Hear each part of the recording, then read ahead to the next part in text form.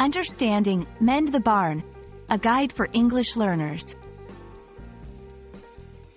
Hello, everyone. Welcome back to our channel. Today, we're diving into a fascinating English phrase, mend the barn.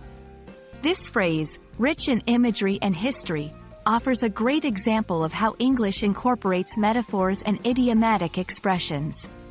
Let's explore its meaning, origins, and usage together. Before we delve into the idiomatic sense, it's crucial to understand the literal meaning of mend and barn. Mend means to fix or repair something that is broken or damaged. A barn is a large building on a farm used for storing grain, hay, or for housing livestock. So, literally, to mend the barn means to repair a farm building.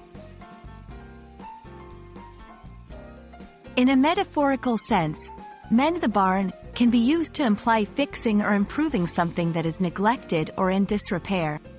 This phrase is often used to suggest that it's better to address a problem promptly and efficiently before it worsens. Let's look at some examples to understand how this phrase is used in everyday language. 1. In personal life, after the storm damaged our fence, my dad said it was time to mend the barn and fixed it the next day. 2. In business, our company's profits were dropping. The new manager came in with a plan to mend the barn, streamlining our processes. 3. In relationships, they realized communication was lacking in their relationship, so they decided to mend the barn by attending counseling sessions. There are other phrases with similar meanings. For example, a stitch in time saves 9.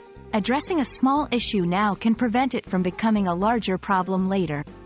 Prevention is better than cure. It's easier to stop something from happening than to repair the damage after it has happened.